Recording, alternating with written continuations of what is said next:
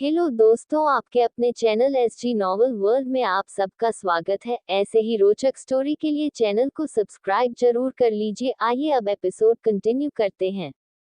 Episode 76। आरोही ने बुलाया AK को बड़े भाई। अभिषेक जी जिससे बात कर रहे थे, उनकी बातों से ऐसा लग रहा था कि वो जरूर किसी बात को लेकर बहुत परेशान है। वो बोलते हैं, तुम ऐसे गुस्सा मत दिखाओ, मैं पता करता हूँ कि वो कहाँ है। कुछ देर में वो फोन काट देते हैं और खुद से बोलते हैं, मुझे पता करना पड़ेगा, लेकिन ये जिया को तो कुछ पता ही नहीं है, तो क्या AK से बात करनी चाहिए। फिर वो कुछ सोचकर बोलते हैं, हाँ उससे बात करके देखता हूँ। कॉलेज। जिया आरव को लेकर कैंटीन में आ जाती है तो आरव जिया से बोलता है, जिया क्या हुआ, तुम मुझे इतनी जल्दी में वहां से लेकर क्यों आए हो।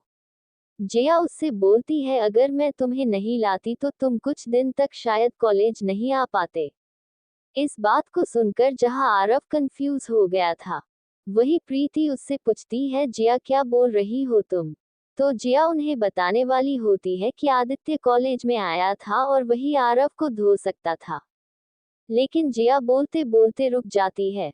तो आरव उसे बोलता है, क्या सोच रही हो जिया, बताओ। तो जिया उन दोनों से बोलती है, अरे मुझे घर जाना था इसलिए मैं जल्दी से आरव को लेकर आ गई, वरना ये वही खड़ा रह जाता। तो प्रीति उससे बोलती है, ओह अच्छा, हाँ तो आरव जाओ, जिया को घर छोड़ दो। आरव जिया से बोलता है, ठीक है जिया, चलो आरू को भी तो स्कूल से लेना है। जिया अपना बैग उठाती है और बाहर जाते हुए आरव से बोलती है, बाय प्रीति, कल मिलते हैं। प्रीति ये सुनकर जिया का हाथ पकड़ते हुए बोलती है, जिया तू क्या कल भी कॉलेज आने वाली है। तो जिया उससे बोलती है, हाँ। तो प्रीति उससे बोलती है, अरे वाह जिया, ठीक है फिर तू जा, कल मिलते हैं। जिया और आरव कॉलेज से निकल जाते हैं। वो दोनों कुछ देर में आरोही के स्कूल पहुंचते हैं तो सभी बच्चे उनके पेरेंट्स के साथ घर जाने लगे थे, तभी जिया जल्दी से अंदर जाती है। आरोही जो वही खड़ी जिया का इंतजार कर रही थी, वो जिया को देखते ही खुश हो जाती है और दौड़ते हुए जिया के पास पहुंच जाती है। जिया आरोही को गले लगा लेती है और उसे बोलती है, मेरी आरू ने ज्यादा इंतजार किया क्या। तो आरोही मुस्कुराते हुए जिया से बोलती है, नहीं जियो, आरू के वेट करने से पहले ही आप आ गए। जिया उससे बोलती है, हाँ क्योंकि जियू को मालूम था कि आरू उसका इंतजार कर रही होगी, इसलिए जियू जल्दी से आ गई। आरोही जिया की गोद में चढ़ जाती है। जिया उसे गोद में लेकर बाहर आ जाती है। तभी आरव जल्दी से गेट खोलता है, जिया उसे वैसे ही लेकर बैठ जाती है। आरव आरोही का बैग पीछे कार में रखता है और कार स्टार्ट कर देता है। JK industries. AK अपने केबिन में बैठा अपना काम कर रहा था। तभी रोहन केबिन में आता है, वो चुप था। तो AK उससे पूछता है, क्या बात है रोहन। तो रोहन AK से बोलता है, वो बॉस मिस्टर कपूर आपसे मिलना चाहते हैं। AK रोहन को देखता है और उससे बोलता है, वो यहाँ आए हैं। रोहन उसे बताता है कि वो बॉस, उनकी अपॉइंटमेंट नहीं थी आपसे मिलने की, तो उन्हें वही वेट करने को कहा गया है। AK मुस्कुराते हुए रोहन से बोलता है, वेरी गुड रोहन। रोहन अपने कंधे ऊंचे करते हुए बोलता है, थैंक यू बॉस।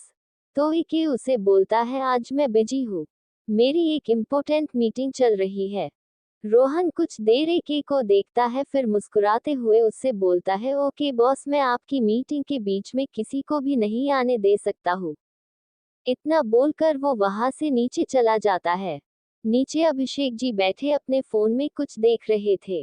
तो रोहन वहां आता है तो अभिषेक जी उसे देखते ही तुरंत उससे पूछते हैं, क्या हुआ रोहन, क्या मैं मिल सकता हूँ मिस्टर AK से। रोहन उन्हें बोलता है, सॉरी मिस्टर कपूर, लेकिन बॉस की मीटिंग चल रही है और वो बहुत जरूरी मीटिंग है, तो आपका उनसे मिल पाना पॉसिबल नहीं है। अभिषेक जी रोहन की बात सुनते हैं तो उन्हें उस पर गुस्सा आने लगता है, लेकिन तभी वो खुद को शांत रखते हुए रोहन से बोलते हैं, मुझे सिर्फ कुछ देर का काम है मिस्टर AK से। तो रोहन अभिषेक जी का मजाक बनाते हुए बोलता है, लगता है इंडिया में मीटिंग का मतलब पता नहीं होता है क्या किसी को। अभिषेक जी उसे गुस्से से घूरने लगते हैं तो रोहन उन्हें बोलता है, वो मिस्टर कपूर, मेरा मतलब है कि बॉस की मीटिंग तो कब खत्म होगी। इसके बारे में मीटिंग में बैठे लोगों को भी नहीं पता होगा तो मैं आपको कैसे बता सकता हूँ कि मीटिंग कब तक चलने वाली है। अभिषेक जी गुस्से में वहां से बिना रोहन को कुछ बोले ही निकल जाते हैं। वही रोहन उन्हें जाता हुआ देखकर हंसने लगता है। वो खुद से ही बोलता है, अपनी बर्बादी को आपने खुद आवाज लगाई है मिस्टर कपूर। तभी वो एक को फोन लगाता है और उससे बोलता है, बॉस काम पूरा हुआ। एक अपनी कुर्सी पर पीछे की तरफ टिकते हुए बोलता है, वेरी गुड रोहन, अब तुम अपना दूसरा काम पूरा करो। रोहन ओके बॉस बोलकर फोन काट देता है और कहीं निकल जाता है। कपूर विला। जया, आरोही और आरव तीनों घर पहुंचते हैं तो जया आरोही को कार से बाहर निकालकर अंदर ले जाने लगती है। तभी आरव जया को आवाज देता है। जया उसे देखती है तो आरव उसे बोलता है, जया मुझे बहुत जरूरी काम याद आया है, मैं चलता हूँ ओके। जया मुस्कुराते हुए उससे बोलती है, सीधे सीधे बोलो ना कि प्रीति के पास जाना है। आरव बड़ी सी स्माइल देते हुए जया से बोलता है, तुम सच में मेरी सबसे अच्छी दोस्त हो जया। जया उससे बोलती है, आई नो सर। आरव अपनी कार लेकर वहां से निकल जाता है। जया आरोही को लेकर घर में आ जाती है। वो आरोही के कपड़े चेंज कर रही थी तो आरोही जया से किसी ड्रेस का बोलती है कि उसे वो ड्रेस पहननी है। तो जया आरोही की अलमीरा से कपड़े निकालने लगती है। तभी जया का फोन बजता है। वो मुड़कर आरोही को देखती है, जो जया का फोन उसके बैग से निकाल रही थी। जया उससे बोलती है, आरू फोन उठाओ, देखो कौन है। आरोही मुस्कुराते हुए फोन को देखती है और खुश होते हुए जया से बोलती है, ओके जियो। जया आरोही को इतना खुश होता हुआ देखकर खुद भी खुश हो जाती है। तभी आरोही फोन उठाती है तो उससे बोलती है, हेलो, आप कौन बोल रहे हैं? तो सामने से आवाज आती है, आपकी जीव कहाँ है डॉल। आरोही आवाज सुनते ही खुश हो जाती है। वो बोलती है, वो मिस्टर ए। तभी वो चुप हो जाती है। फिर उसे जिया की बात याद आती है तो वो बोलती है, वो बड़े भाई जीव तो मेरे लिए अलमीरा से कपड़े निकाल रही है। वही जिया के मुंह से अपने लिए बड़े भाई सुनते ही आदित्य एकदम चुप हो जाता है। उसके पास कोई वर्ड्स ही नहीं बचे थे बोलने के लिए। वही जिया जैसे ही आरोही के मुंह से बड़े भाई सुनती है, वो अपना काम छोड़कर आरोही को देखने लगती है। वो जल्दी से आरोही के पास आती है और उसके हाथ में पकड़े फोन को देखती है, जिसमें के लिखा हुआ था। जिया इतनी खुश हो जाती है कि वो आरोही के गाल पर किस कर लेती है। आरोही जिया को देखते हुए उसे बोलती है, क्या हुआ जियो? तो जिया, जिसकी आंख में आंसू आ गए थे, वो आरोही से बोलती है, कुछ नहीं बच्चे, बस आप मेरी वर्ल्ड बेस्ट बच्चा हो। जिया आरोही के माथे पर किस करती है। आरोही को कुछ समझ में नहीं आ रहा था, लेकिन वो इस बात से खुश हो गई थी कि जिया उससे इतनी ज्यादा खुश है। जिया आरोही को अपनी गोद में बिठाते हुए फोन को अपने हाथ में ले लेती है और बोलती है, हेलो। सामने से आदित्य कुछ बोल ही नहीं रहा था, तो जिया मुस्कुराते हुए उससे बोलती है, आप कुछ बोलेंगे नहीं? इस पर आदित्य जिया से बोलता है, तुम दोनों आराम से घर पहुंच गए हो ना?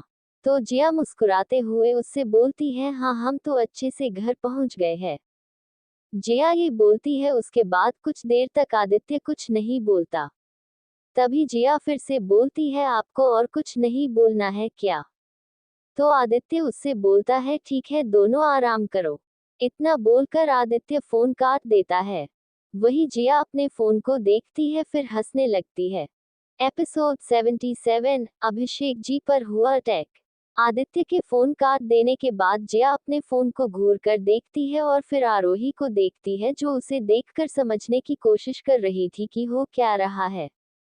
तभी जिया आरोही के गाल को अपने हाथों से प्यार से छूते हुए बोलती है, क्या हुआ मेरी आरू, क्या सोच रही है?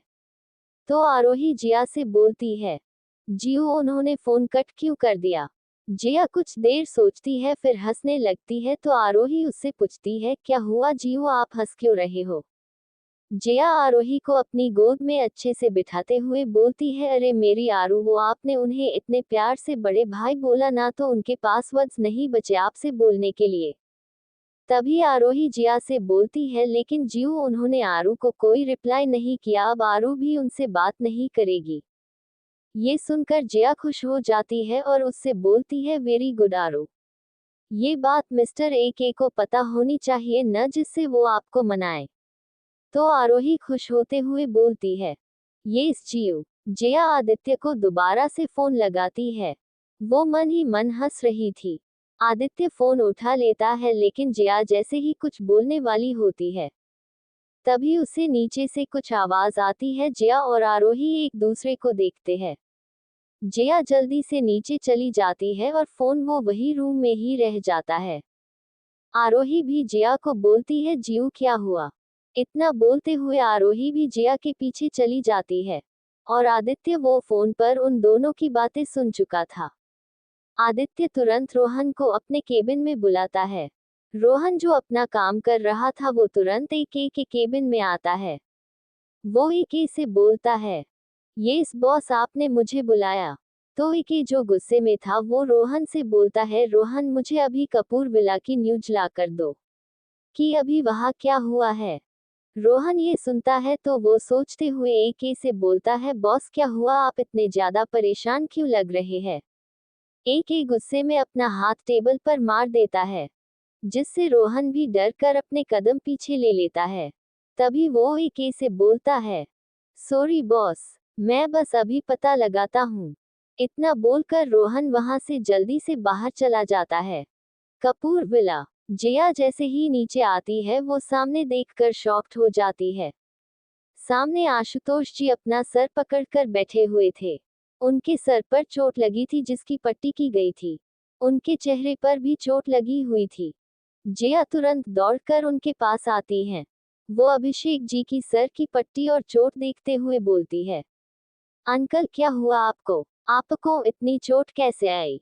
तभी आरोही भी नीचे आती है। वो अभिषेक जी को ऐसे देखती है तो वो भी जल्दी से अभिषेक जी के पास आती है और अभिषेक जी से बोलती है, डैड आपको किसने हट किया? अभिषेक जी आरोही को देखते हैं जिसकी आंख में आंसू आ गए थे, तो वो आरोही से बोलते हैं, वो आरू बच्चा, मैं गिर गया था तो बस थोड़ी सी चोट लग गई। बट आप दुखी मत होइए, मुझे दर्द नहीं हो रहा है। जया अभिषेक जी की बात को सुनती है तो उसे समझ में आ रहा था कि अभिषेक जी आरोही को शांत रखने के लिए ये सब बोल रहे हैं, इसलिए वो चुप रहती है। आरोही अभिषेक जी की चोट को देख रही थी, तभी आरव भी घर में आता है। वो जैसे ही अभिषेक जी को देखता है तो वो भी परेशान हो जाता है। वो जल्दी से अभिषेक जी के पास आकर उनसे पूछता है, डैड आपको क्या हुआ, आपको इतनी चोट कैसे आई? अभिषेक जी आरव को आरोही की तरफ देखने के लिए इशारा करते हैं तो आर चुप हो जाता है। तभी जिया आरोही को समझाते हुए बोलती है, आरो आपने अपना होमवर्क कंप्लीट नहीं किया है ना? जाए अपना होमवर्क कंप्लीट कीजिए, मैं कुछ देर में आकर चेक करूंगी। आरोही अभिषेक जी की तरफ देखती है तो अभिषेक जी आरोही से बोलते हैं, आरो आप जाओ, मैं ठीक हूँ बेटा। आरोही वहां से अपने रूम में चली जाती है। तभी जिया और आरव एक साथ अभिषेक जी से बोलते हैं, अब तो बताए आपको इतनी चोट लगी कैसे? अभिषेक जी दोनों को देखते हैं और दोनों से बोलते हैं, वो बेटा मैं ऑफिस से निकल गया था, तभी बीच रास्ते में अचानक कुछ गुंडे ने मेरे ड्राइवर के ऊपर हमला कर दिया। वो कार से बाहर था तो उसे बहुत चोट आ गई। मैं जल्दी से बाहर निकल कर उसे बचाने गया, लेकिन उन गुंडों ने मेरे ऊपर अटैक कर दिया। मैं अकेला और उन गुंडों से लड़ नहीं सकता था। तभी उस गुंडे ने मुझे धमकी दी है कि अगर मैं विक्रांत आहूजा के बारे में उन्हें जल्दी से जल्दी नहीं बताऊंगा तो वो मेरे परिवार की भी ऐसी ही हालत करेंगे। ये सब बोलते हुए अभिषेक जी बहुत दुखी लग रहे थे। वही जिया और आरव ये सुनते ही शॉक्ड हो गए थे। आरव को गुस्सा आने लगता है। वो गुस्से में अभिषेक जी से बोलता है, तो डैड आपने उन्हें बताया क्यों नहीं कि हमें पता ही नहीं है कि विक्रांत आहूजा है कौन? अभिषेक जी और जया दोनों आरव को देखते हैं तो अभिषेक जी आरव के कंधे पर हाथ रखते हुए बोलते हैं, आरव विक्रांत आहूजा को हम जानते हैं।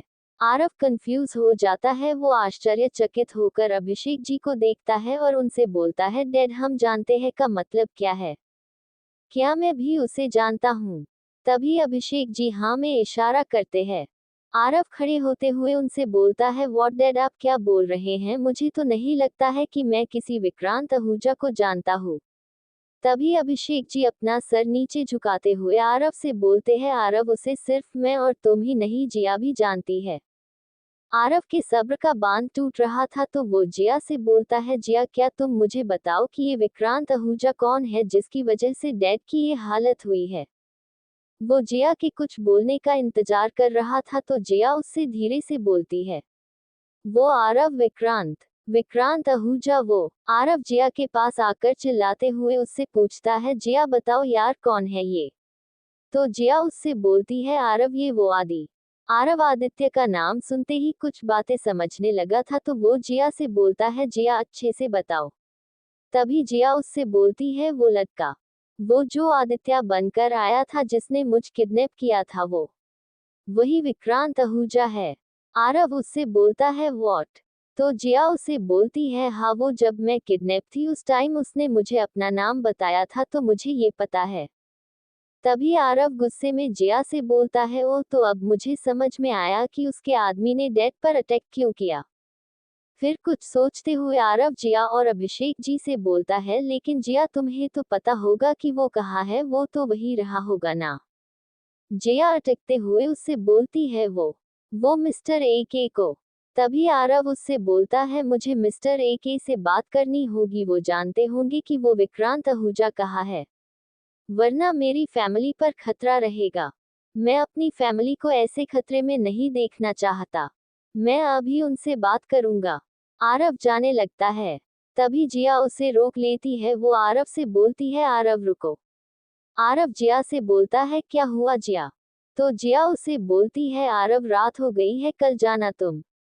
आरव बाहर की तरफ देखता है और कुछ सोचते हुए जिया से बोलता है, येस आई थिंक तुम ठीक बोल रही हो, लेकिन मैं कल सुबह ही उनसे बात करने जाऊंगा। जिया उससे बोलती है, ठीक है।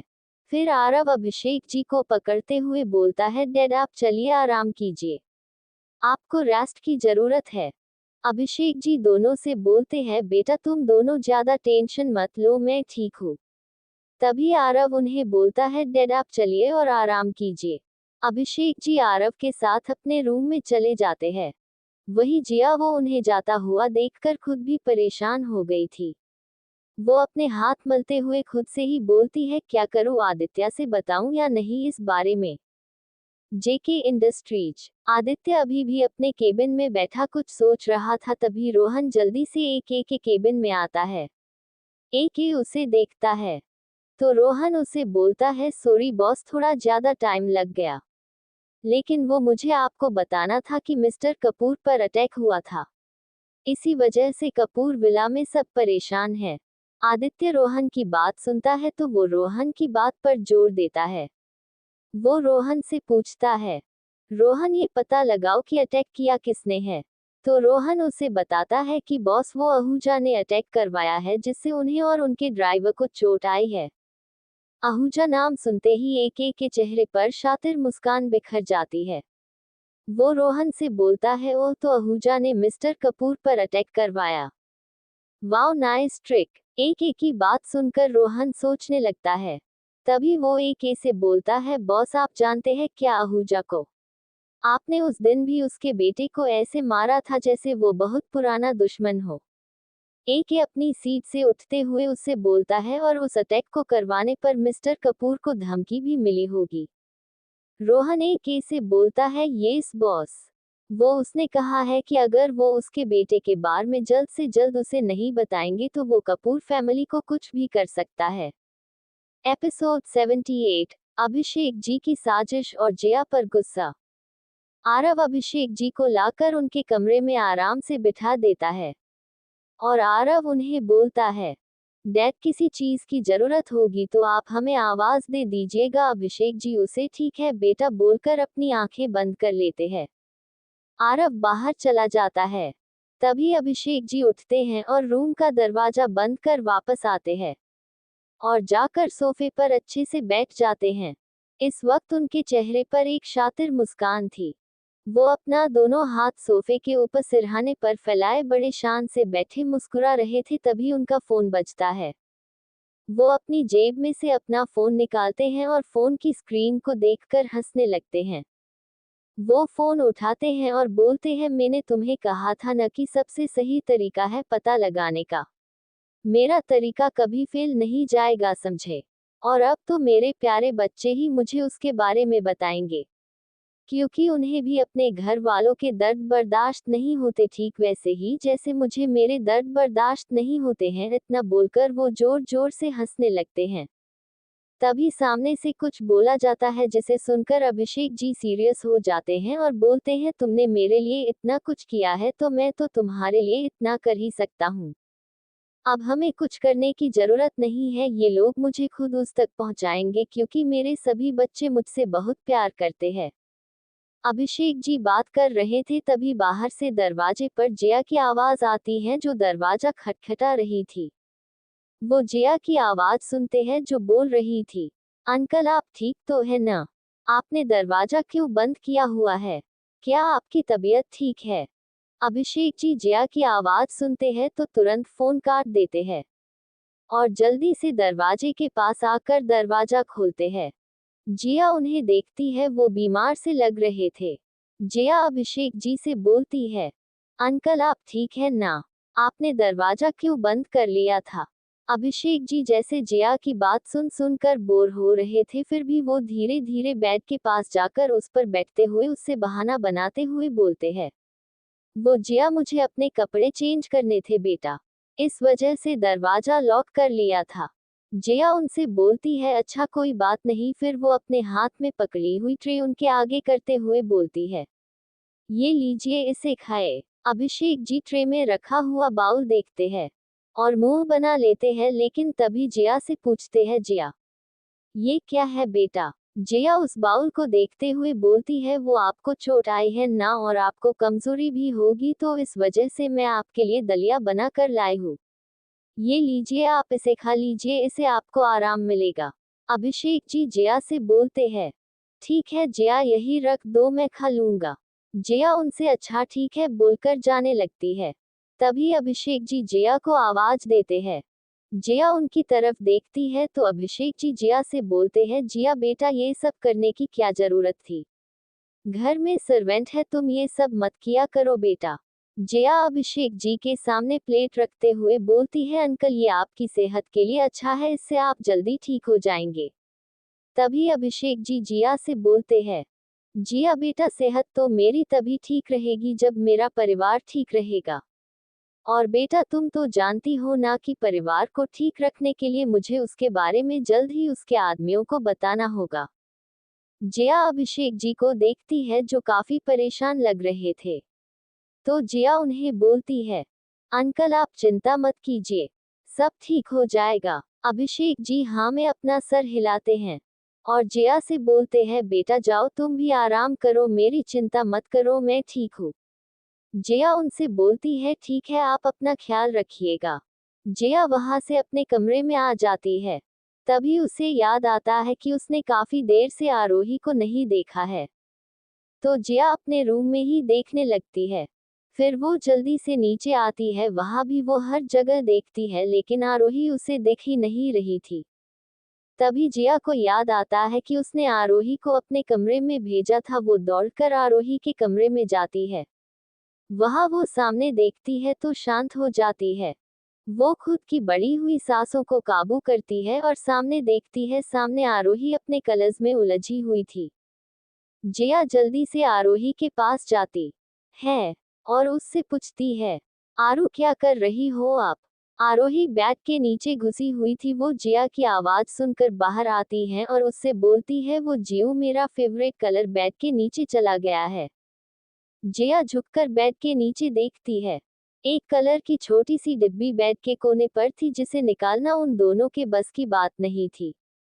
जिया आरोही के हाथों को देखती है जिस पर कलर लगे थे, तो वो उन्हें साफ करते हुए आरोही से बोलती है, आरू उसे वही रहने दो, हम उसे कल सुबह निकाल लेंगे, क्योंकि अभी रात हो गई है ना, तो आरू के इस छोटे से पेट को खाना खाना है। फिर आरू स्टोरी सुनेगी और सो जाएगी।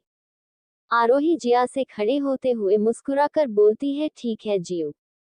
वो दोनों एक दूसरे का हाथ पकड़कर वहां से जिया के रूम में चले जाते हैं। जिया उसे खाना खिलाती है और स्टोरी सुनाने लगती है। कुछ देर में आरोही जिया को पकड़े हुए सो जाती है। भले ही जिया ने आरोही को सुला दिया था, लेकिन इसके दिमाग में अभी भी अभिषेक जी की बातें चल रही थी। जिया की आंखों में नींद नहीं थी। तभी जिया का फोन बजता है। जिया फोन उठाती है। जिया कुछ बोल नहीं रही थी। कुछ देर तक आदित्य भी शांत था। तभी आदित्य की आवाज आती है। वो बोलता है, डॉल सो गई। जिया आरोही को देखती है जो उससे चिपक कर बड़े ही सुकून से सो रही थी। वो उसके सर पर हाथ फेरते हुए बोलती है, हाँ सो गई। तभी आदित्य जिया से बोलता है, क्या हुआ, मूड खराब है? तो जिया आरोही को अच्छे से सुलाकर बालकनी में आ जाती है और वहीं बैठ जाती है। तभी आदित्य की आवाज आती है, बोलो। जिया बोलती है, हाँ, और आपको पता भी होगा कि क्यों? क्योंकि अंकल पर अटैक हुआ है। तभी जिया आदित्य से बोलती है, मैं आपसे एक सवाल पूछूं? आदित्य उससे बोलता है, हाँ मम। तो जिया उससे बोलती है, वो लड़का कहाँ है आदित्य? आदित्य जिया के इस सवाल को सुनकर चुप था। तभी जिया उससे बोलती है, आदित्य मुझे पता है कि आप जानते हैं कि वो विक्रांत आहूजा कहाँ है। प्लीज आप उसे छोड़ दीजिए। माना कि उसने गलती की थी, लेकिन गलती की सजा इतनी बड़ी नहीं होनी चाहिए कि कोई अपनी फैमिली से दूर हो जाए। आदित्य को जिया का किसी और के लिए परेशान होना बर्दाश्त नहीं कर पा रहा था। वो अपनी आंखें बंद कर लेता है। उसके हाथों की मुट्ठियां कस गई थी। तभी आदित्य दांत पीसते हुए जिया से बोलता है, और इस वजह से तुम चाहती हो कि मैं उसे माफ कर दूं? जिया जो कुछ बोलने वाली होती है, वो अचानक ही चुप हो जाती है, क्योंकि उसे समझ में आ गया था कि आदित्य को गुस्सा आ रहा है। तभी आदित्य बोलता है, बोलो जिया। सिर्फ कोई अपनी फैमिली से दूर न हो इसलिए मैं वो भूल जाऊं जो उसने किया है। जिया आदित्य से बोलती है, आदित्य देखिए वो मैं। तभी वो आदित्य से बोलती है, मैं ये नहीं बोल रही हूँ आदित्य। आदित्य अपनी आंखें बंद कर लेता है और फिर जिया से बोलता है, सो जाओ। इतना बोलकर आदित्य फोन काट देता है। वही जिया वो आदित्य को कुछ बोलने वाली होती है, उससे पहले ही फोन कट हो जाता है। जिया अब पहले से ज्यादा परेशान हो गई थी। वो वापस अपने बेड पर आकर आरोही को पकड़कर सो जाती है। सुबह का समय। आदित्य सोकर उठता है। तभी उसे रोहन उसके सामने खड़ा हुआ दिखता है। वो अपने बालों को पीछे करते हुए रोहन से बोलता है, तुम सुबह सुबह मेरे रूम में क्या कर रहे हो? तो रोहन आदित्य से बोलता है, बॉस वो आपने मिस्टर कपूर का हाल चाल नहीं पूछा है। मैं आपको याद दिलाने आया हूँ कि अगर वो ठीक रहेंगे तभी तो वो काम पूरा होगा। आदित्य रोहन से बोलता है, ये मुझे याद है, तुम जाओ, कार रेडी करो, आज एक खुद मिस्टर कपूर से मिलने जाएगा। ये कहते हुए आदित्य शातिर तरीके से मुस्कुरा रहा था। रोहन भी मुस्कुराते हुए उसे बोलता है, ओके बॉस। वो वहां से चला जाता है। आदित्य जो अभी अपने बेड पर बैठा हुआ था, तभी उसे जिया की याद आती है जिसका फोन उसने कल रात गुस्से में काट दिया था। आदित्य खुद से ही बोलता है, ओह शिट। वो जल्दी से अपना फोन उठाता है और जिया को फोन लगाता है, लेकिन जिया फोन नहीं उठा रही थी। आदित्य 2-3 बार जिया को फोन लगाता है, लेकिन जिया एक बार भी फोन रिसीव नहीं कर रही थी। तभी वो कुछ सोचकर लास्ट टाइम फोन लगाता है। फोन तुरंत उठ जाता है। आदित्य जो जिया के फोन न उठाने की वजह से गुस्सा हो रहा था, वो गुस्से में ही बोलता है, तुम मेरा फोन क्यों नहीं उठा रही थी? तभी सामने से जो आवाज आती है उसे सुनकर आदित्य अपनी आंखें बंद कर लेता है और खुद के गुस्से को शांत करने की कोशिश करने लगता है। एपिसोड 79। एके और अभिषेक जी की पुरानी डील। सामने से आरोही ने फोन उठाया था, इसलिए आदित्य अपने गुस्से को शांत करने लगता है। तभी आरोही फोन पर बोलती है, जीव तो रेडी हो रही है बड़े भाई। आदित्य उससे बोलता है, आप ठीक है? तो आरोही खुश होते हुए बोलती है, हाँ मैं तो एकदम ठीक हूँ, लेकिन बस डैड ठीक नहीं है, आपको पता है उन्हें चोट लग गई है। उनके फेस पर, उनके सर पर और उनके हाथ पर भी। आदित्य आरोही से बोलता है, वो ठीक हो जाएंगे डॉल। आप अपने और अपनी जीव पर ध्यान दो। आरोही उससे बोलती है, लेकिन क्या आप जीव को डांट लगाने वाले थे? आदित्य आरोही से बोलता है, नहीं मैं आपकी जीव को डांट नहीं रहा था, बस आप उन्हें फोन दो, मुझे उनसे जरूरी काम है। आरोही जिया की तरफ देखती है जो उसे इशारे से मना कर रही थी, तो आरोही कुछ देर उसके इशारे को समझती रहती है। तभी एके बोलता है, डॉल मिस जिया अभी तक आपको मिली नहीं। आरोही जल्दी से बोलती है, वो जीव तो। इतने में फोन कट हो जाता है, क्योंकि जिया ने आरोही के हाथ से फोन लेकर जल्दी से काट दिया था। जिया आरोही को देखती है जो उसे अजीब तरह से देख रही थी, तो जिया आरोही से बोलती है, वो अरु आपके भाई ने ना आपकी जीव पर गुस्सा किया है, जिसकी वजह से आपकी जीव उनसे गुस्सा है। तभी आरोही खुश होते हुए जिया से बोलती है, वाह जीव, अब वो आपको मनाएंगे। जिया आरोही से बैठते हुए बोलती है, पता नहीं आरो। आरोही जिया से बोलती है, वो आपको मनाएंगे, आप थोड़ा सा वेट करो। इधर दोनों खुश हो रही थी, वहीं दूसरी तरफ आदित्य का फोन जैसे ही कट हुआ, वो फोन को देखते हुए अपने पर अपनी उंगली से रगड़ने लगता है। कपूर विला। जिया आरोही से बोलती है, चलो आरू, रेडी होते हैं, हम दोनों को ही पढ़ाई करने जाना है। जिया जिस तरह से मुंह बनाकर बोल रही थी, इस पर आरोही हंसने लगती है, तो जिया उसे लेकर रेडी होने के लिए चली जाती है। कुछ देर में दोनों रेडी हो जाती है, तो जिया आरोही को लेकर नीचे आ जाती है। नीचे अभिषेक जी और आरव नाश्ता की टेबल पर बैठे उन दोनों का इंतजार कर रहे थे।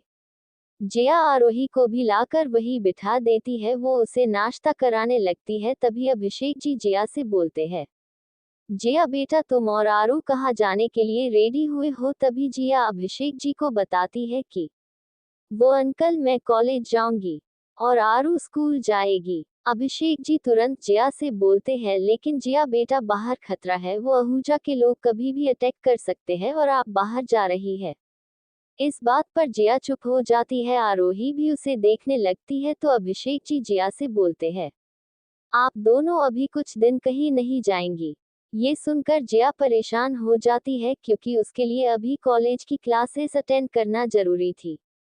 तो वो आरव को तरफ देखती है, तो आरव अभिषेक जी से बोलता है, डोंट वरी डैड, मैं दोनों को लेकर जा रहा हूँ, कुछ नहीं होगा। अभिषेक जी इस पर कुछ नहीं बोलते हैं। वही जिया, आरव और आरोही जाने के लिए कपूर विला से अपनी कार में निकल जाते हैं। उनकी कार जैसे ही मेन सड़क पर आती है, तभी उनकी कार के आगे और पीछे अचानक से दो गाड़ियां चलने लगती है, जिसे देखकर आरव और जिया को समझ ही नहीं आता है कि ये कास कहाँ से आए और हमारी कार के आगे पीछे ही क्यों चल रही थी।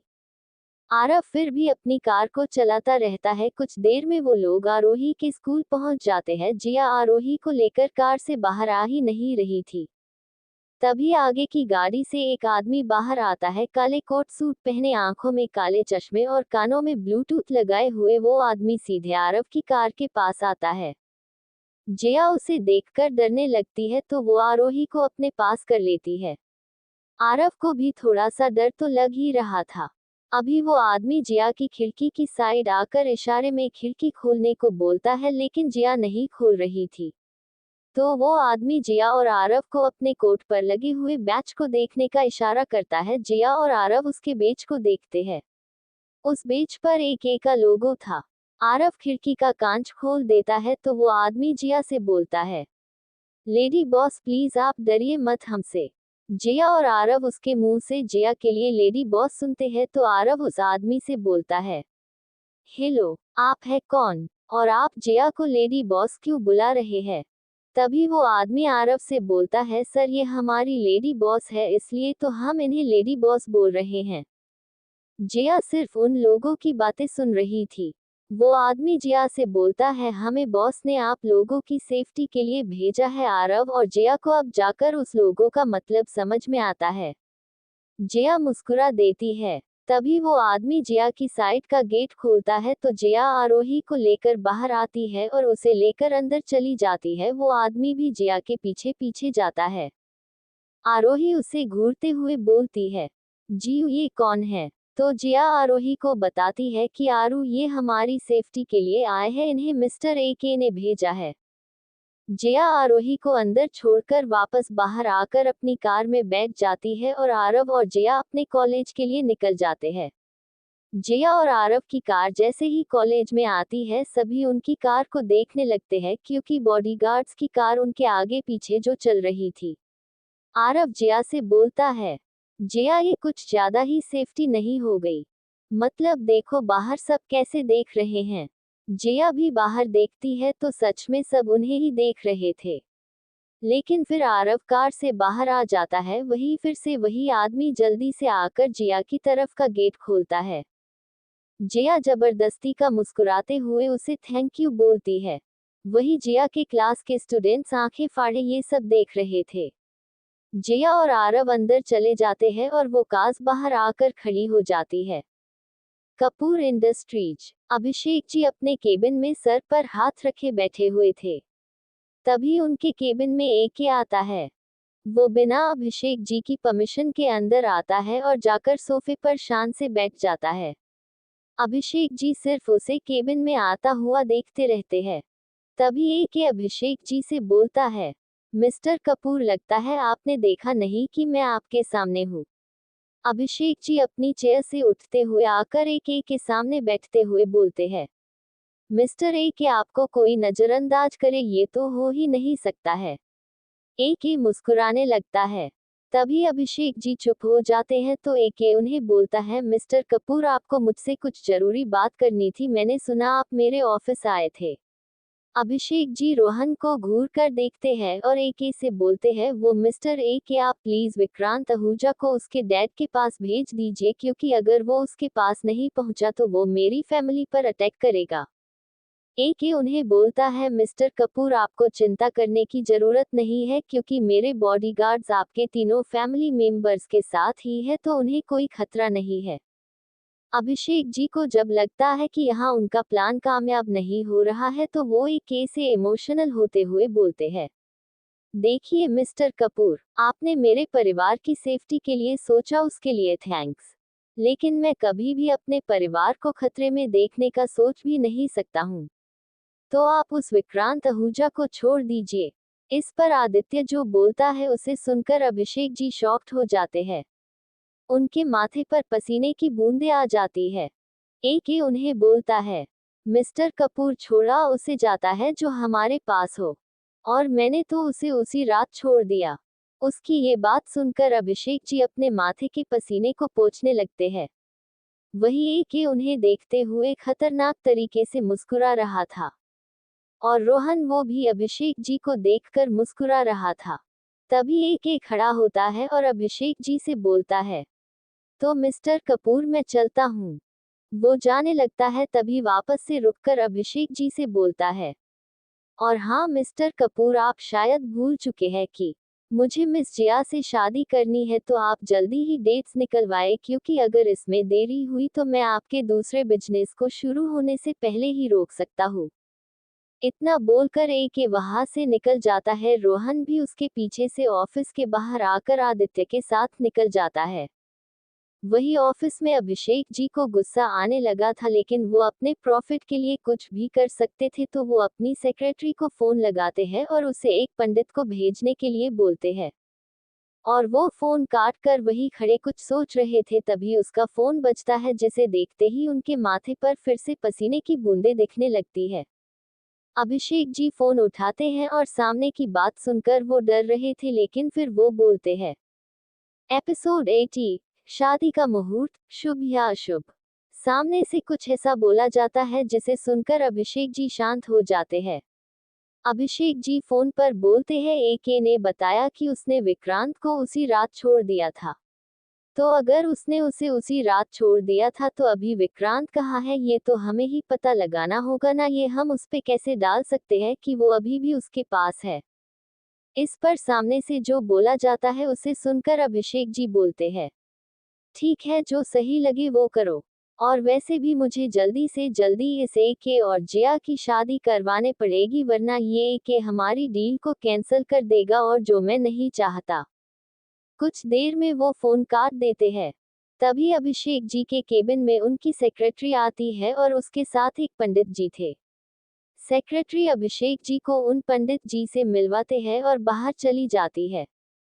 अभिषेक जी पंडित जी को जिया और एके की शादी के लिए मुहूर्त निकालने को बोलते हैं। तो पंडित जी कुछ देर इधर उधर करने के बाद अभिषेक जी से बोलते हैं, देखिए कपूर जी, इस महीने में तो शादी का सबसे शुभ मुहूर्त नहीं है। हाँ, अगले महीने की शुरुआत में ही सबसे शुभ मुहूर्त है। आप उस समय पर बालक और बालिका की शादी संपन्न करा सकते हैं। ये सुनकर अभिषेक जी खड़े होकर कुछ सोचने लगते हैं, फिर पंडित जी के पास आकर बैठते हुए उनसे बोलते हैं, पंडित जी, आप इस महीने की ही डेट निकालिए। मुझे उन दोनों की शादी इसी महीने में करवानी है। इस बात पर पंडित जी अभिषेक जी से बोलते हैं, यजमान, लगता है आपने ठीक से मेरी बात पर ध्यान नहीं दिया। इस माह में शुभ मुहूर्त नहीं है, और जो मुहूर्त है अगर उन पर शादी होती है तो वो सुखी जीवन के उचित संकेत नहीं दे रहे हैं। अभिषेक जी पंडित जी की ये बात सुनकर जोर जोर से हंसने लगते हैं और तभी उनसे बोलते हैं, पंडित जी, मुझे ऐसा ही मुहूर्त चाहिए जिसमें शादी होने से वो दोनों कभी खुश ना रह सके। अभिषेक जी की ये बात सुनकर पंडित जी भी शॉक्ड हो जाते हैं। वो अभिषेक जी से बोलते हैं, यजमान, ये आप क्या बोल रहे हैं? तो अभिषेक जी सीरियस होकर उनसे बोलते हैं, जो बोल रहा हूँ वो कीजिए पंडित जी, वरना आपके बुरे दिन जरूर आ सकते हैं।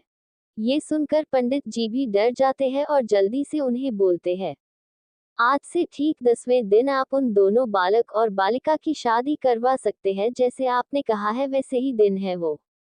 अभिषेक जी ये सुनकर मुस्कुराते हुए पंडित जी से हाथ जोड़कर बोलते हैं, आपका बहुत बहुत धन्यवाद पंडित जी, कि आपने उन बच्चों के लिए इतना शुभ मुहूर्त बताया। पंडित जी पहले ही उनसे डरे हुए थे तो वो वहां से जाने लगते हैं, तभी अभिषेक जी उन्हें रोकते हैं। रुकिए पंडित जी। पंडित जी उन्हें मुड़कर देखते हैं और उनसे बोलते हैं, जी यजमान बोलिए। अभिषेक जी उनसे बोलते हैं, अरे आपने इतना अच्छा मुहूर्त बताया है तो उसका इनाम तो लेते जाए। वो अपने टेबल के ड्रॉवर से एक नोटों की गड्डी निकालते हुए पंडित जी से बोलते हैं, लीजिए पंडित जी। पंडित जी नोटों की गड्डी देखते ही तुरंत उनके पास आकर उसे ले लेते हैं। तो अभिषेक जी उन्हें मुस्कुराते हुए उनसे बोलते हैं, तो पंडित जी, शादी भी आपको ही संपन्न करवानी है, तो ये आपका इनाम है। और अभी से आप मुंह बंद करके वही करेंगे जो मैं आपको कहूंगा। पंडित जी उनसे बोलते हैं, ठीक है यजमान। पंडित जी वहां से चले जाते हैं। कॉलेज। जया, आरव और प्रीति क्लास पूरी करके बाहर आते हैं तो सामने ही उन्हें वो दो बॉडीगार्ड की गाड़ियां दिख जाती है, जिससे आरव और जया दोनों का ही मुंह बन जाता है। आरव जया से बोल है, जया, इन्हें क्या ऐसे ही झेलना पड़ेगा? जया उन लोगों को देखते हुए आरव से बोलती है, क्या पता आरव। तभी प्रीति हंसते हुए जया से बोलती है, वाह जया यार, देख तेरा होने वाला पति तेरे लिए कितना कुछ कर सकता है, और तू मुंह बना रही है। तभी वो आरव को घूरते हुए बोलती है, काश मेरा होने वाला पति भी मेरे लिए ऐसा कुछ करता, लेकिन कहाँ, मेरी किस्मत में तो ये सब है ही नहीं। इस पर आरव प्रीति को घूरते हुए बोलता है, ओह हेलो मैडम, आपका होने वाला पति अकेला ही काफी है। उसे किसी की सेफ्टी के लिए इन गुलाब जामुन की शक्ल वाले बॉडीगार्ड्स की जरूरत नहीं है। इस पर प्रीति भी उसे कुछ बोलने वाली होती है, तभी जिया उन दोनों को अपना हाथ दिखाकर रोक देती है। चुप, एकदम चुप। प्रीति और आरव दोनों उसे घूरने लगते हैं तो जिया उनसे बोलती है, क्या यार, तुम दोनों तो मुझे सॉल्यूशन देने के बजाय खुद ही लड़े जा रहे हो। इस पर आरव और प्रीति उन बॉडीगार्ड्स को देखते हुए जिया से बोलते हैं, इन्हें देखकर तो दिमाग में आया हुआ सॉल्यूशन भी इतनी दूर भाग जा रहा है कि वापस नजर ही नहीं आ रहा है। जिया उन दोनों को देखती है और उनसे बोलती है, तुम दोनों से कुछ नहीं होगा, अब मुझे ही कुछ करना होगा। जिया गुस्से में उस बॉडीगार्ड की गाड़ी की तरफ जाने लगती है। तभी अचानक से एक गाड़ी आकर जिया के सामने खड़ी हो जाती है। जिया अचानक से कार के अपने सामने आने से शॉक्ड होकर एक जगह खड़ी हो जाती है। वही आरव और प्रीति भी ये देखकर घबरा जाते हैं। तभी कार को जिया के सामने रुकता हुआ देखकर वो दोनों थोड़ा नॉर्मल हो जाते हैं। जिया को गुस्सा आ जाता है तो वो उस कार को देखते हुए बोलती है, हे तुम कार वाले, तुम्हें दिखाई नहीं दे रहा है क्या कि मैं यहाँ से जा रही है? इतनी बड़ी कार लेकर कहीं के राजा बन रहे हो क्या? अगर अभी मुझे कुछ हो जाता तो। जिया ने इतना ही बोला था, तभी उसके सामने कार का गेट खुलता है और उसमें से आदित्य अचानक से उसके सामने खड़ा होते हुए उसकी कमर को पकड़कर अपने पास खींचते हुए उसे बोलता है, कुछ नहीं होगा तुम्हें, क्योंकि ये एक ऐसा कभी होने ही नहीं देगा। पहले तो जिया उसे अपने सामने और अपने इतने पास देखकर घबरा जाती है और दूसरा जैसे ही आदित्य ये बोलता है जिया उसकी आंखों में देखने लगती है, जिसमें एक जुनून जिया के लिए था। आदित्य और जिया एक दूसरे को देखे जा रहे थे। वही पीछे खड़े प्रीति और आरव ये देखकर मुस्कुराने लगते हैं, लेकिन आरव को खुशी थी कि जिया अपनी लाइफ में आगे बढ़ रही है। तभी प्रीति पूरा कॉलेज देखती है, सभी स्टूडेंट्स की भीड़ जमा हो गई थी, सभी उन दोनों को ही देख रहे थे, लेकिन कोई भी आदित्य को पहचान नहीं रहा था क्योंकि उसने अपने चेहरे पर मास्क लगाया हुआ था। सभी उन दोनों की फोटोज खींचने लगते हैं, तो प्रीति अपना गला साफ करते हुए बोलती है, जिया और मिस्टर ए के सभी आप दोनों को ही देख रहे हैं क्योंकि आप दोनों अभी हमारे कॉलेज में है। जिया जैसे ही प्रीति की बात सुनती है उसे तुरंत याद आ जाता है कि वो कॉलेज में है। वो जल्दी से आदित्य से दूर खड़ी हो जाती है। आदित्य को ये बिल्कुल भी पसंद नहीं आता है, तो वो जिया को और कॉलेज को घूरने लगता है। तभी आरव ए के से बोलता है, मिस्टर ए के आप यहाँ। इस सवाल का जवाब सुनने के लिए जिया और प्रीति भी उसे देखने लगते हैं, तो ए के आरव से बोलता है, मिस्टर आरव, मिस जिया मेरी होने वाली वाइफ है, तो अगर मुझे उनसे मिलना हो तो मुझे नहीं लगता है कि मुझे किसी की परमिशन लेने की जरूरत होगी। ये बात सुनकर जिया ब्लश करने लगती है। तभी आरव प्रीति का हाथ पकड़ते हुए ए के से बोलता है, ठीक है मिस्टर ए के, आप मिलिए अपनी होने वाली वाइफ से, हम चलते हैं। वो दोनों वहां से जाने लगते हैं, तो जिया को कुछ याद आता है और वो जल्दी से आरव से बोलती है, आरव रुको। आरव रुककर उसे देखता है तो जिया उसे बोलती है, वो मुझे आरू को स्कूल से लेना है, वो मेरा इंतजार कर रही होगी, तो मैं भी चलती हूँ तुम लोगों के साथ। जिया जाने लगती है, तभी आदित्य उसका हाथ पकड़ लेता है। इससे जिया फिर से शॉक्ड हो जाती है, तो प्रीति हंसते हुए जिया से बोलती है, जिया हम आरू को स्कूल से ले लेंगे और घर भी ले जाएंगे, तुम मिलो मिस्टर ए के से। जिया प्रीति को घूरने लगती है, तो आरव और प्रीति मुस्कुराते हुए जिया को बाय बोलते हुए वहां से चले जाते हैं। जिया अभी भी उन दोनों को जाता हुआ देख रही थी। तभी आदित्य जिया से बोलता है, मिस जिया कार में बैठिए। जिया जो आदित्य से आगे खड़ी थी, वो अजीब अजीब से मुंह बना रही थी। तभी वो पीछे मुड़कर आदित्य से बोलती है, वो मिस्टर ए के, आप जाए क्योंकि मैं आपके साथ नहीं आ पाऊंगी। ए के उसे घूरते हुए बोलता है, और वो क्यों? तो जिया बहाना बनाते हुए उससे बोलती है, वो मुझे अपनी बुक्स लेनी है, तो मुझे टाइम लग जाएगा, तो आप मेरे पीछे अपना टाइम क्यों वेस्ट करेंगे? इसलिए आप जाए, मैं कैब से चली जाऊंगी। ए के जिया को घूरते हुए जिया से बोलता है, मिस जिया आप अभी कार में बैठिए वरना।